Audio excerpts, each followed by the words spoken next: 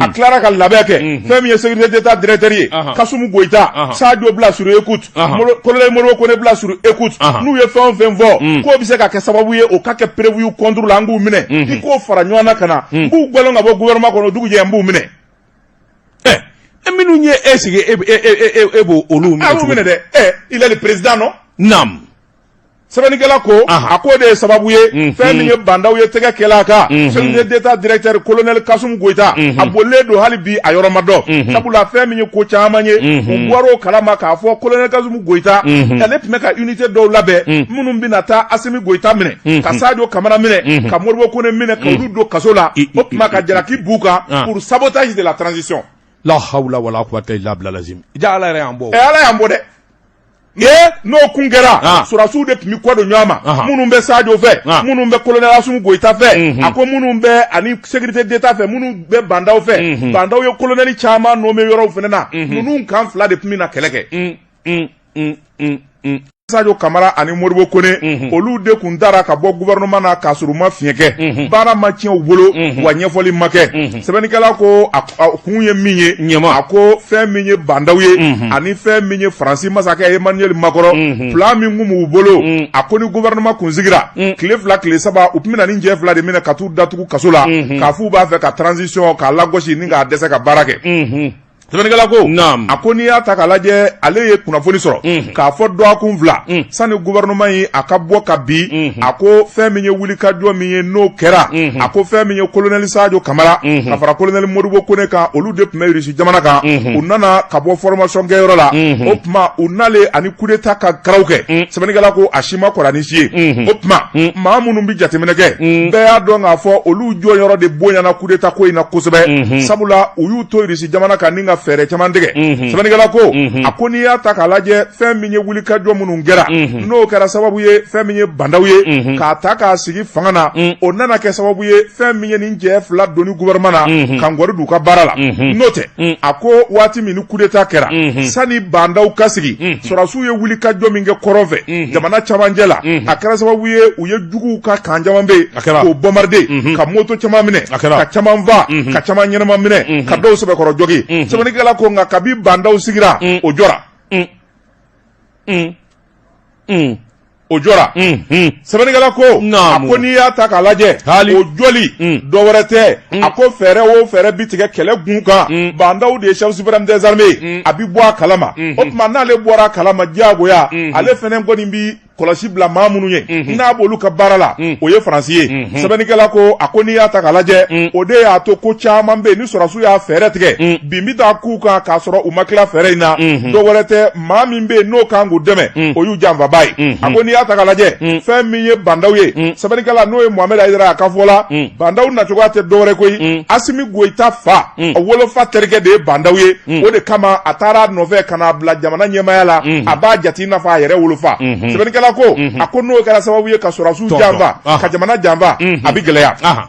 a ko n'i y'a ta k'a lajɛ a ko fɛn min ye Sadio Kamara ka taa fara Modibo Kone na olu ye wulikajɔ kɛ ka labɛn kɛ ka sɛbɛn dɔ labɛn k'a di bandaw ma k'a fɔ fɛn min kɔni ye Russie ye a b'a fɛ k'an dɛmɛ o tuma fɛn min ye Russie ye a ko a bi sɔrɔsi 1000 bila ka na an ka jamana kɔnɔ sɔrɔsi cɛŋanaw n'i y'a mɛn force d'élite o de bɛna fara an ka jamana sɔrɔdasiw kan k'u dɛmɛ Kɔna k'u dɛmɛ Moti k'u dɛmɛ Segu ka t'u dɛmɛ Sikaso min bɛ se k'a to kɛlɛ bɛ yɔrɔ o yɔrɔ la n'a gannen bɛ Sango frontière saba in na Tchadiens bɛ yɔrɔ min na Irisiw de tun bɛ taa jigi ye ni ka Mali armée dɛmɛ ka kɛlɛ kɛ sɛbɛnnikɛla ko a ko kuma fɔra bandaw ɲɛna bandaw sɔnna kuma daminɛ ma nka fɛn min ye Sadio ye a ye sɛbɛn labɛn ani Modibo Kone waati min n'u ye sɛbɛn kɛ u y'a kɛ note technique ye k'a kɛ lettre confidentielle ye ka taa di président ma sɛbɛn filɛ nin ye sɛbɛn dilen président ma président ko ayiwa a ye taa n bɛ miiri a ye Faransi ambassadeur wele ka sɛbɛn d'o ma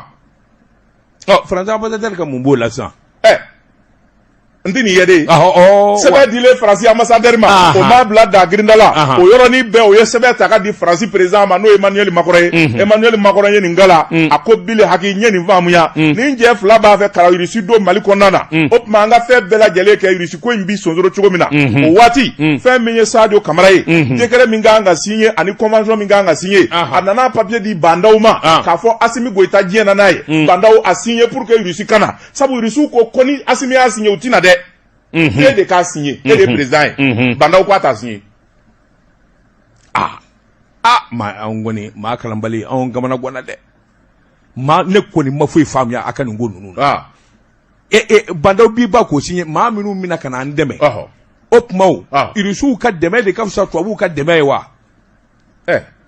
aw sera fɔla irisi sɔrɔsi cɛ kelen man fusa faransi sɔrɔsi cɛ tan ye wa a bɛrɛ sa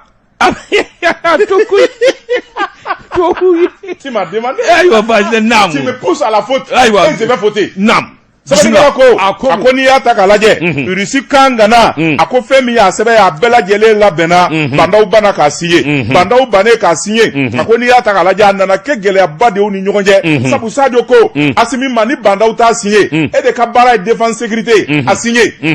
irisiw ɲininka na irisi ambassadeur min bɛ Mali la o ko ni Asimi Goita kelen y'a signé ni bandaw ma signé anw tɛna dɛ parce que diɲɛ seleke naani ɲɛkɔrɔ o bi a jira k'a fɔ aw bɛnnen tɛ o tɛna fɔ bandaw de k'a signé bandaw ko pɛtu a t'a signé wa faransi ko a kana signé hɛrɛ bi si a bi tile sɛbɛnnikɛla ko faransi ko a kana signé o dɔrɔn tɛ Emmanuel Macron walasa ko o ko bi kɛ ministère de la défense la a ka bɔ a kalama a ko bandaw ma maa ɲini min bɛ Sadio Kamara nagakɔrɔ a bi ko o ko kɛ a t'a fɔ a n'a nafa n ka bɔ a kibaruya bɛɛ lajɛlen kalama o yɔrɔnin bɛɛ bandaw donna ministère de la défense secrétaire général kan n'o ye Sulemani Dugure ni sɛbɛn o sɛbɛn kɛra hali virgule hali ni Sadio Kamara y'a sɛbɛn k'a ci Irisi ma i b'a kopi diya sɛbɛnnikɛla ko o nana kɛ espionnage ye ni Sadio sɔgɔsɔgɔra Irisikaw fɛ o tuma fɛn min ye a ka secrétaire général ye o bi bɔ a kɔfɛ o bi t'o fɔ bandaw ye sɛbɛnnikɛla ko Emmanuel Macron kɔni a bɔlen nin bɛɛ lajɛlen kalama k'a fɔ ni cɛ fila kɔni Sadio ni Modibo Kone u ni bɛ Irisiko in kan o tuma a ko bandaw ma i jilaja u bɛ se ka bɔ gouvernement na cogoya min na o dɔnnen olu fana fɛ min b'u kolo gɛlɛya Sadio ni Modibo Kone u taara fɔ Choguel ye k'u b'a fɛ k'a kɛ premier ministre ye awɔ k'a kana k'a kɛ premier ministre ye an bɛn'o proposition kɛ i k'a kɛ premier ministre ye n'o ma kɛ jamana tɛ suma anw ka fanga tɛ basigi an bɛ min bɔ k'a kɛ armée ko la a tɛ se ka kɛ sɛbɛnnikɛla ko o hakilinaw fɛn min ye bandaw ye a bɔra o fana kalama sabula maa dɔ sɔrɔla min taara o bɛɛ lajɛlen gundo ci bandaw tigɛ ka bɔ o fɔra bandaw ye bandaw sina ka premier ministre Mokhtar Wade wuli ka bɔ yen ka tila k'a sigi kura ye a min sara o la i ye ko ye wa u kɔnna ɲɔgɔn ma de janfani bɛ ko in na o sɛbɛnnikɛla ko bandaw kelen k'o kɛ a tilara ka labɛn kɛ fɛn min ye sécurité d'état directeur ye Kasum Goita Sadio bila sur écoute colonel Modibo Kone bila sur écoute n'u ye fɛn o fɛn fɔ k'o bɛ se ka kɛ sababu ye o ka kɛ prévu contre la an k'u minɛ i k'o fara ɲɔgɔn na ka na n b'u gbɔlon ka bɔ gouvernement kɔnɔ dugu jɛ n b'u minɛ minnu ye e sigi e b'o olu minɛ cogo minɛ dɛ il est le président non naam sɛbɛnnikɛla ko a ko de ye sababu ye fɛn min ye bandaw ye tɛgɛ kɛlɛ a kan sécurité d'état directeur colonel Kasum Goita a bolilen don hali bi a yɔrɔ ma dɔn sabula fɛn min ye ko caman ye u bɔra o kalama k'a fɔ colonel Kasum Goita ale tun bɛ ka unité dɔw labɛn minnu bɛna taa Asimi Goita minɛ ka Sadio Kamara minɛ ka Modibo Kone minɛ ka olu don kaso la o tuma ka jalaki b'u kan pour sabotage de la transition la hawla wala quwwata illa billah lazim ja ala yɛrɛ y'an bɔ ala y'an bɔ dɛ n'o kun kɛra surasiw de tun bɛ kɔ don ɲɔgɔn ma minnu bɛ Sadio fɛ minnu bɛ colonel Asimi Goita fɛ a ko minnu bɛ ani sécurité d'état fɛ minnu bɛ bandaw fɛ bandaw ye colonel caman nommé yɔrɔw fana na ninnu kan fila de tun bɛ na kɛlɛ kɛ ala k'an kisi a ma sɛbɛnnikɛla ko a ko wulikajɔ min kɛra o de kɛra sababu ye ni k'an golo ma n'o tɛ n'o kun kɛra kɔrɔnfɛla tun bɛ ɲami min ɲɔgɔnna kɛra 2012 tile 3 ka Mali a deux tiers minɛ n'o kun kɛra tuguni Mali ko tun bɛ ban la hawla wala quwwata a tɛ ban kunnafoni filɛ nin ye an ye min zalo ka bɔ le populaire kɔnɔ